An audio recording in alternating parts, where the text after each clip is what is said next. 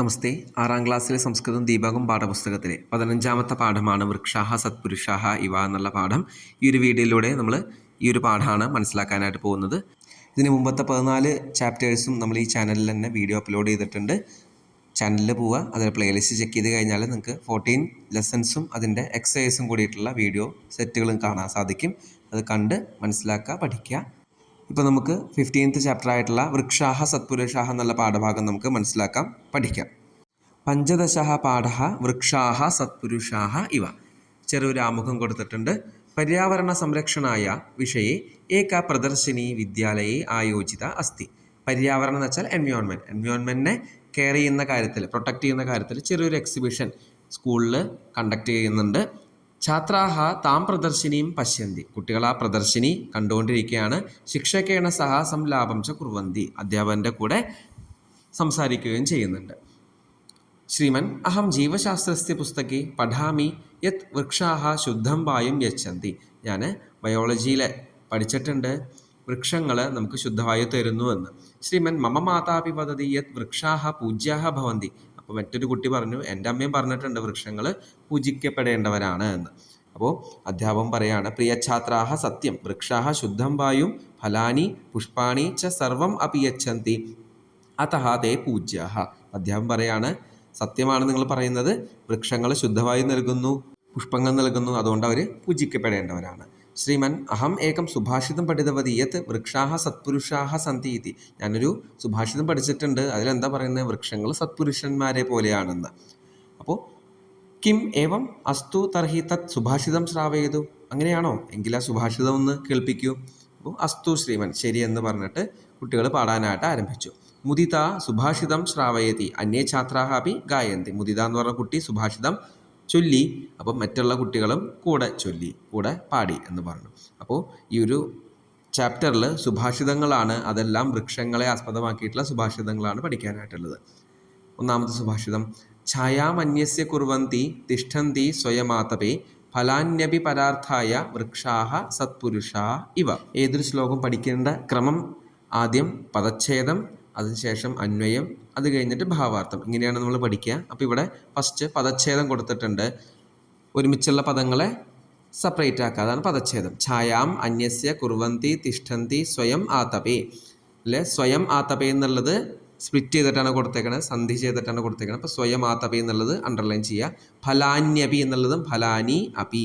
പരാർത്ഥായ വൃക്ഷാഹ സത്പുരുഷാഹ ഇവ. അന്വയഃ, അന്വയം എന്ന് വെച്ചാൽ ക്രോസ് ഓർഡർ ആണ്. വൃക്ഷാഹ സ്വയം ആതപേ തിഷ്ഠന്തി, സ്വയം വെയിലത്ത് നിൽക്കുന്നു. കിന്തു പക്ഷേ അന്യസ്യ ഛായാം കുർവന്തി, പക്ഷെ വെയിലത്ത് നിന്നുകൊണ്ട് മറ്റുള്ളവർക്ക് തണലേകുന്നു. ഫലാനി അപി പരാർത്ഥായ, ഫ്രൂട്ട്സും മറ്റുള്ളവർക്കാണ് കൊടുക്കുന്നത്. യച്ഛന്തി എന്ന് വെച്ചാൽ കൊടുക്കുന്നത്. അതഹ അതിനാൽ വൃക്ഷാഹ സത്പുരുഷ ഇവ സന്തി, അതുകൊണ്ട് വൃക്ഷങ്ങൾ നല്ല സജ്ജനന്മാരെ പോലെയാണ്, നല്ല പുരുഷന്മാരെ പോലെയാണ്, നല്ല വ്യക്തികളെ പോലെയാണെന്നാണ് പറയുന്നത്. ഭാവാർത്ഥം നോക്കാം. വൃക്ഷാഹ സ്വയം സൂര്യസ്യ ആതപേ തിഷ്ഠന്തി കിന്തു അന്യേഷാം പ്രാണിനാം കൃതേ ഛായാം കുർവന്തി. വൃക്ഷങ്ങൾ സ്വയം ചൂടിൽ നിന്നുകൊണ്ട് മറ്റുള്ളവർക്ക്, അന്വേഷാം എന്ന് വെച്ചാൽ മറ്റുള്ളവർക്ക്, പ്രാണിനാം മറ്റുള്ള ജീവജാലങ്ങൾക്ക് തണലേകുന്നു. ഫലാന്യപി സ്വയം ന ഖാദന്തി അപിതു അന്യേഭ്യഃ ഏവ യച്ഛന്തി.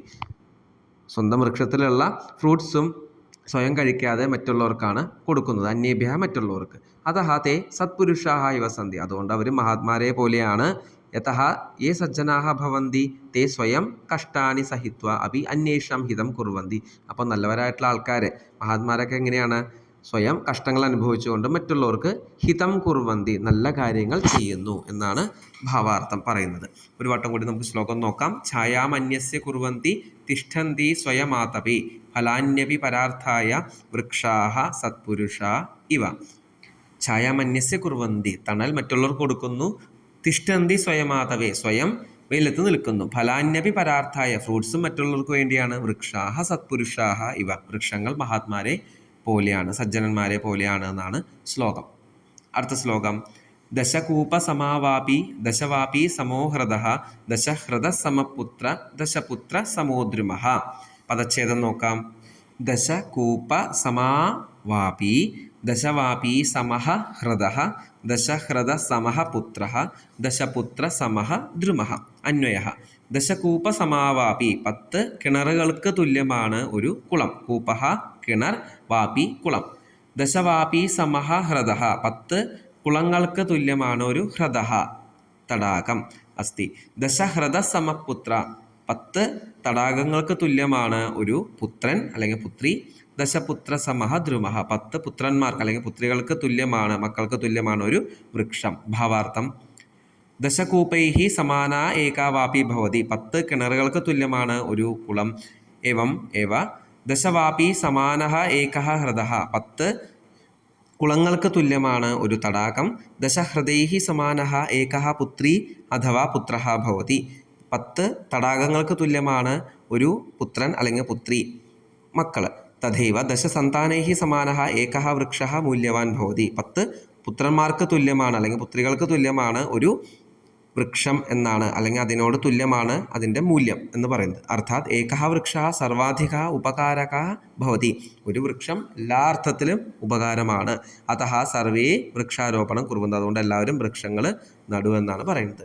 മൂന്നാമത്തെ ശ്ലോകം: അഹോ യേഷാം വരം ജന്മ സർവപ്രാണ്യുപജീവനം സുജനസ്യൈവ യേഷാം വൈ വിമുഖാ യാന്തി നാർത്ഥിനഃ. പദച്ഛേദഃ: അഹോ യേഷാം വരം ജന്മ സർവപ്രാണി ഉപജീവനം സുജനസ്യ ഇവ സുജനസ്യൈവ യേഷാം വൈ വിമുഖാഃ യാന്തി ന അർത്ഥിനഃ.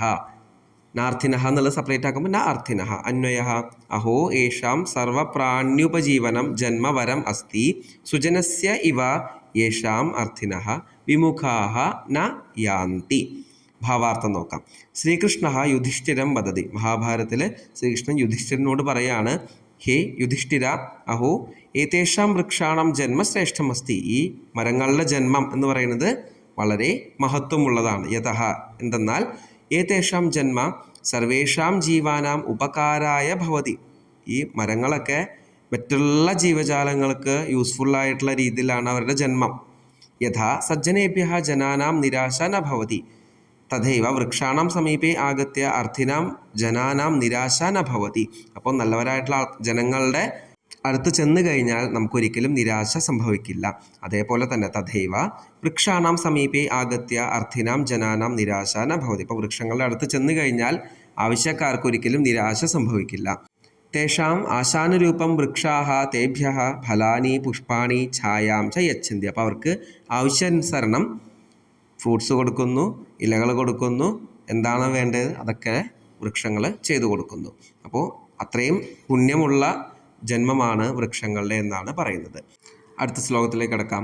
പരോപകാരായ ഫലന്തി വൃക്ഷാഃ പരോപകാരായ വഹന്തി നദ്യഃ പരോപകാരായ ദുഹന്തി ഗാവഃ പരോപകാരായ ഇദം ശരീരം.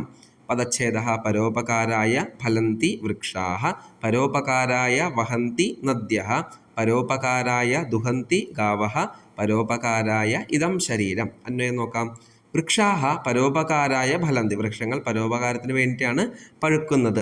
നദ്യഃ പരോപകാരായ വഹന്തി, നദികൾ പരോപകാരത്തിന് വേണ്ടിയിട്ടാണ് വെള്ളം വഹിക്കുന്നത്, ഒഴുകുന്നത്. ഗാവഃ പരോപകാരായ ദുഹന്തി, പശുക്കൾ പരോപകാരത്തിന് വേണ്ടിയിട്ടാണ് പാൽ ചുരുത്തുന്നത്.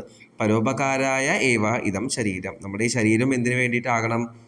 പരോപകാരത്തിന് വേണ്ടിയാകണം. ഭാവാർത്ഥഃ: വൃക്ഷസ്യ ഫലാനി അന്യേ ഖാദന്തി ന തു വൃക്ഷഃ സ്വയം ഖാദന്തി. വൃക്ഷത്തിൻ്റെ പഴങ്ങൾ മറ്റുള്ളവരാണ് കഴിക്കുന്നത്, അല്ലാണ്ട് സ്വയം വൃക്ഷം കഴിക്കുന്നില്ല. നദീനാം ജലസ്യ ഉപയോഗം അപി അന്യേവ പ്രാണിനഃ കുർവന്തി, നദിയിലെ വെള്ളത്തിൻ്റെ ഉപയോഗം മറ്റുള്ളവരാണ് യൂസ് ചെയ്യുന്നത്.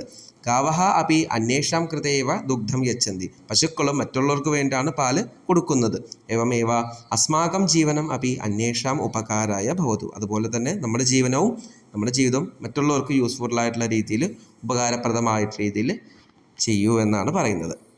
അടുത്ത ശ്ലോകം: പുഷ്പപത്രഫലച്ഛായ മൂലവൽക്കലദാരുഭിഃ ധന്യാമഹീരുഹ യേഷാം വിമുഖ യാന്തി നാർത്ഥിനഃ. പദച്ഛേദഃ: പുഷ്പപത്രഫലച്ഛായ മൂലവൽക്കലദാരുഭിഃ ധന്യാഃ മഹീരുഹാഃ യേഷാം വിമുഖാഃ യാന്തി ന അർത്ഥിനഃ. അന്വയഃ: യേഷാം ആർക്കാണോ പുഷ്പപത്രഫല ഛായ മൂലവൽക്കലദാരുഭിഃ അർത്ഥിനഃ വിമുഖാഃ ന യാന്തി, ഇതൊക്കെ ആർക്കാണ് ആവശ്യമുള്ളത്? അവരൊരിക്കലും എന്താവില്ല, വിമുഖാഃ ന യാന്തി, അവർക്കൊരിക്കലും നിരാശ സംഭവിക്കില്ല. തേ മഹീരുഹാഃ ധന്യാഃ ഭവന്തി, ഈ വൃക്ഷങ്ങളൊക്കെ പുണ്യം ചെയ്ത ജന്മമുള്ള ആൾക്കാരാണ്. ഭാവാർത്ഥഃ: പ്രാണിനഃ വൃക്ഷാത് പുഷ്പാണി പത്രാണി ഫലാനി ഛായാം വൽക്കലാനി കാഷ്ടാനി ച പ്രാപ്നുവന്തി. പ്രാണിനഹ ജീവജാലങ്ങൾക്ക് വൃക്ഷങ്ങളിൽ നിന്ന് പുഷ്പങ്ങൾ, ഇലകൾ, ഫ്രൂട്ട്സ്, തണൽ, മൂലാനി എന്ന് പറഞ്ഞാൽ വേരുകൾ, വൽക്കലാനി എന്ന് വെച്ചാൽ മരവിരികൾ, അതിൻ്റെ സ്കിന്ന്, കാഷ്ടാനി എന്ന് വെച്ചാൽ വുഡ്, ച പ്രാപ്നു ഇതൊക്കെ ലഭിക്കുന്നു. അർത്ഥാത് വൃക്ഷാണം പാർശ്വ യത് കിമപി അസ്തി തത് സർവം അപി പ്രാണിനാം കൃതേവ അസ്തി. വൃക്ഷത്തിൻ്റെ അടുത്ത് എന്തൊക്കെയാണോ ഉള്ളത് അതൊക്കെ മറ്റുള്ള ജീവജാലങ്ങൾക്ക് വേണ്ടിയിട്ടാണ്. വൃക്ഷാഹ കഥാപി യാചകാൻ നിരാശാം ന കുർവന്തി. യാചകർക്ക്, ആവശ്യമുള്ള ആൾക്കാർക്ക് ഒരിക്കലും നിരാശ കൊടുക്കില്ല. അതഹ വൃക്ഷാഹ ധന്യാഹ സന്ധ്യ. അതുകൊണ്ട് വൃക്ഷങ്ങൾ ധന്യരാണ്, അതായത് നമ്മളെപ്പോഴും സ്മരിക്കേണ്ടവരാണ്, താങ്ക്ഫുള്ളായിട്ട് നമ്മളെപ്പോഴും നമ്മുടെ മൈൻഡിൽ കീപ്പ് ചെയ്യേണ്ട ആൾക്കാരാണ് വൃക്ഷങ്ങൾ എന്നാണ് പറയുന്നത്. ലാസ്റ്റ് ശ്ലോകം. പിബന്തി നദ്യ സ്വയമേവ നാംഭഃ സ്വയം ന ഖാദന്തി ഫലാനി വൃക്ഷാഃ നാദന്തി സസ്യം ഖലു വാരിവാഹാഃ പരോപകാരായ സതാം വിഭൂതയഃ. പദച്ഛേദഃ. പിബന്തി നദ്യഃ സ്വയം ഏവ ന അംഭഃ. നാംഭഃ എന്നുള്ളത് ന അംഭഃ എന്നാണ്. സ്വയം ന ഖാദന്തി ഫലാനി വൃക്ഷാഃ ന അദന്തി സസ്യം ഖലു വാരിവാഹാഃ പരോപകാരായ സതാം വിഭൂതയഃ. അന്വയഃ. നദ്യഃ അംഭഃ സ്വയം ഏവ ന പിബന്തി വൃക്ഷാഃ അപി ഫലാനി സ്വയം ന ഖാദന്തി വാരിവാഹാഃ അപി സസ്യം ന അദന്തി ഖലു യതഃ സതാം വിഭൂതയഃ പരോപകാരായ ഭവന്തി. ഭാവാർത്ഥഃ. നദ്യഃ സ്വീയം ജലം സ്വയം ന പിബന്തി. നദികൾ സ്വന്തം ജലം ഒരിക്കലും കുടിക്കുന്നില്ല. അപിതു അന്യേഷാം ഉപയോഗായ യച്ഛന്തി. മറ്റുള്ളവരുടെ ഉപയോഗത്തിന് വേണ്ടിയിട്ടാണ് നദികൾ വെള്ളം വഹിക്കുന്നതും കൊണ്ടുപോകുന്നതും. ഏവം ഏവ വൃക്ഷാഃ അപി ഫലാനി സ്വയം ന ഖാദന്തി. അതുപോലെ തന്നെ നദികളെ പോലെ തന്നെ വൃക്ഷങ്ങളും സ്വന്തം പഴങ്ങൾ കഴിക്കുന്നില്ല. മേഘാഃ അപി ജലം വർഷന്തി. മേഘങ്ങൾ മഴ പെയ്യിക്കുന്നു, വെള്ളം കൊണ്ടുപോകുന്നു. കിന്തു വൃഷ്ട്യാ ഉത്പന്നം സസ്യം സ്വയം ന ഖാദന്തി. അപ്പോൾ മഴ കാരണം, ഭൂമിയിൽ പതിച്ച മഴ കാരണം ഉണ്ടായ സസ്യങ്ങൾ ഒരിക്കലും കഴിക്കുന്നില്ല. അന്യേന പ്രകാരേണ സജ്ജനാനാം സമ്പദഃ അപി പരോപകാരായ ഭവന്തി. അതുപോലെ പറയുന്നത് എന്താണ്? നല്ലവരായിട്ടുള്ള ആൾക്കാരുടെ സമ്പത്തല്ലാതും എന്തിനു വേണ്ടിയാണ്? പരോപകാരത്തിന് വേണ്ടിയിട്ടുള്ളതാണെന്നാണ് പറയപ്പെടുന്നത്. ഈ പാഠഭാഗത്തിലെ ശ്ലോകങ്ങൾ കംപ്ലീറ്റ് ആയിട്ടുണ്ട്. ഇനി അടുത്ത വീഡിയോയിലൂടെ നമ്മൾ ഈ പാഠത്തിൻ്റെ തുടർ പ്രവർത്തനങ്ങൾ നമുക്ക് നോക്കാം, മനസ്സിലാക്കാം, പഠിക്കാം. ധന്യവാദാഹ.